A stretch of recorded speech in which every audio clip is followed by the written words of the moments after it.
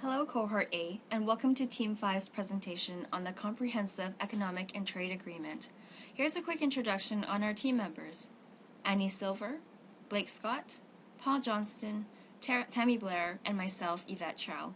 I will be narrating this session. So let's begin. In 2009, Canada and the European Union launched negotiations on trade liberalization. As a result, the Comprehensive Economic and Trade Agreement was drafted, which is also known as the Canada-Europe Trade Agreement. As a quick note, throughout this presentation, we will be using the acronym CETA when mentioning this agreement. So in our presentation today, we will provide an overview of CETA, which includes a discussion on 3 specific questions: the pros and cons of CETA. If CETA results in increased specialization in primary goods, what are the long-term implications for Canada's economy? And 3, why might different sectors of the Canadian economy have divergent opinions regarding CETA? So what is CETA? Let's watch a brief clip here to explain a bit further on what the agreement is. The CETA aims to promote and facilitate corporate investment. It wants to change the rules that govern how and where government buys goods and services.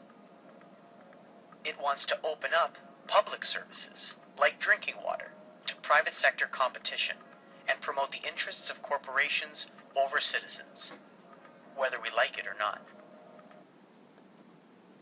Canada and Europe are currently involved in their 10th round of negotiations on the agreement. For Canada, CETA is projected to deliver a boost to trade of $12 billion annually.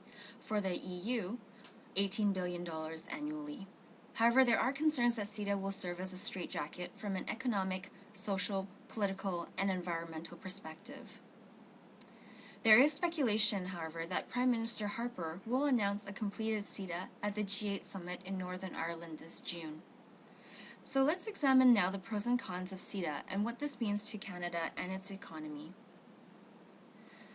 So why do we want CETA? It would improve market access. The EU consists of 27 member states, making the EU the world's largest market of consumers and giving Canadian firms access to 503 million consumers. CETA's promise of reduced or eliminated tariffs and non-tariff barriers can act as a competitive advantage and increase trade either through access to new markets or making access to existing markets easier. Reducing or eliminating tariffs would increase exports of fish and seafood, wood, agriculture, services, and government procurement to the EU. Increased transparency.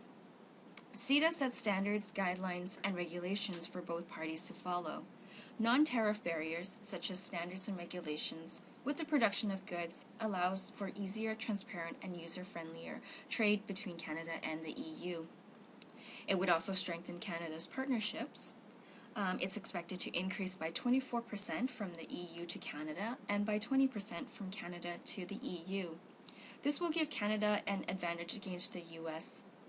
With lessons learned from the economic downturn, Canada needs diversification and dependence from the US.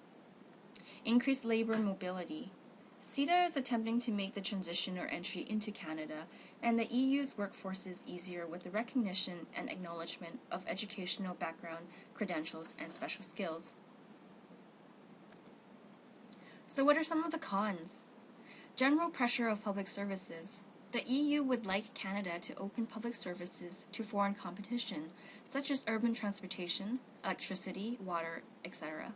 However, Canadian negotiators have requested provincial and municipal governments to devise a list of exemptions, which will be brought to the negotiation table. Opening this sector could increase the cost of public services, increase privatization, and potentially reduce provincial and municipal governments' democratic accountability to the electorate for public services. Procurement restrictions. An area impacting the national, provincial, and local economies, which is only peripherally related to trade, is government procurement. Purchasing by various levels of government encompasses between 10 to 15% of gross domestic product with industrialized nations. Throughout the negotiations, the provincial and local governments have had very little to no contribution or exchange in information on the implications of new rules governing procurement. CETA proposes restrictions to government's authority to hire local and buy local. Provincial governments will be obliged to pay millions in compensation if exemptions are sought following the approval of CETA. Narrow perspective. Any rules under CETA will apply to the North American Free Trade Agreement. Although CETA rules apply to all levels of government in Canada, only the federal level is included in the negotiation process. The provincial and municipal governments will have no say in what is in the best interest of its citizens, unless they request to be excluded from CETA. The federal government seems to be unilaterally making decisions for Canadian provinces and territories. So now that we've discussed the pros and cons of CETA, let's explore the implications. CETA, being negotiated between Canada and the EU, is set to be one of the most ambitious trade endeavors undertaken by the Canadian government. The Canadian Centre for Policy Alternatives suggests that this trade agreement will increase specialization in primary goods. The long-term implications include potential impact on employment and concern for long-term sustainability of primary goods. The trade of goods and services between the European Union and Canada have steadily increased since 2002. In 2009, Canada's bilateral merchandise trade with the EU totaled $75 billion. This consisting of $29.8 billion in Canadian exports to the EU and $45.2 billion in imports from the EU. In Canada, the majority of exports to the EU originate from Ontario and Quebec. So what are the impacts on employment? Canada exports to the EU have been deindustrialized. Deindustrialization is a change from industry to other forms of activity. Canada's deindustrialization is best illustrated in the reversal of the trade pattern in Ontario's economy over the last decade. Ontario, the largest provincial trading partner with the EU, shifted from a dominated manufacturing industry to one increasingly reliant on resource extraction. Value-adding manufacturing industry provides higher wages and supports more jobs than lower wages for unprocessed natural resource industry. The EU market, with 500 million people and an annual income of over $17 trillion, holds significant opportunities for Canadian businesses and their workers.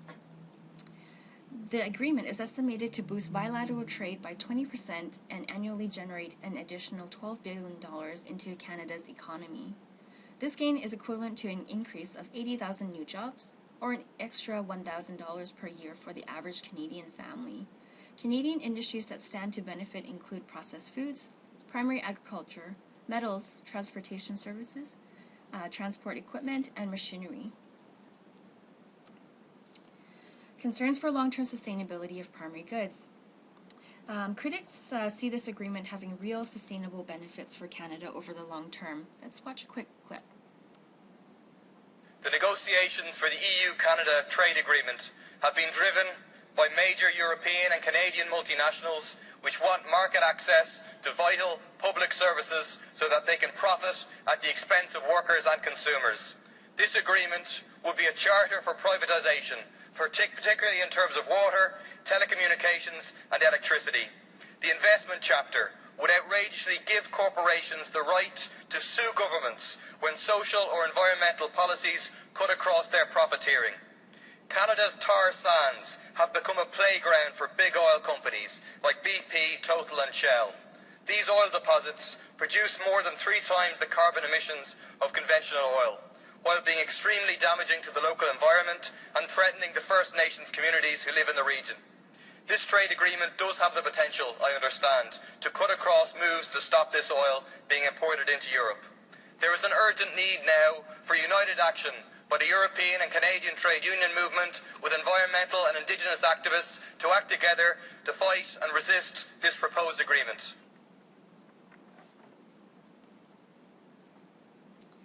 So, what might different sectors of the Canadian economy have divergent opinions regarding CETA? Each major Canadian industry will be affected by the CETA. Some industries will benefit with the new market access of over 500 million people. Other industries will face additional competition with an influx of imports in an uncertain global economy. In this section, we're going to focus on the Canadian sectors, which include manufacturing, natural resources, food products, and financial services. Under manufacturing, the CETA agreement will greatly impact the major employers in the aerospace and transportation industries. Greater access to the EU will provide companies like Bombardier with opportunities to supply national and regional airlines. With Europe's integrated rail systems, the prospect to increase sales of trains is promising. For the auto industry, CETA presents a real threat. The EU auto industry now has access to Canada's auto industry. For Canadian automobile manufacturers, this means more imports. This sector currently experiences an unbalanced import-to-export ratio of 14:1. We can assume automobile imports from the German giants BMW, Mercedes-Benz, and Volkswagen will continue to increase. A potential threat is the opportunity that France's auto manufacturers could realize in the province of Quebec. With Canada's retail finance programs in the auto industry, the price difference in the monthly payment for a European car versus its domestic comparison becomes several less trips per month to Tim Hortons. Natural resources. CETA presents tremendous growth opportunities for Canada's mining and energy sectors. The resources under the soil in BC, Saskatchewan, Ontario, and the territories should all be welcomed by EU industry. Mining of minerals, precious metals, and other commodities all provide well-paid jobs and the spin-off industries in the surrounding communities, increased consumption, and further employment. Food products. Crops need could see an increase due to regular droughts in Europe. Fisheries could see a year-round employment, particularly in the Atlantic provinces. These provinces regularly face economic hardships that the rest of the country does not experience. Increasing demand in this import industry could provide year-round employment for a region in need. The beef industry, particularly in Alberta, could also see a huge benefit with the EU market access through CETA. Within financial services, the Canadian dollar is one of the world's most stable currencies. This is partially the result of our banking system and regulations set by Bank of Canada.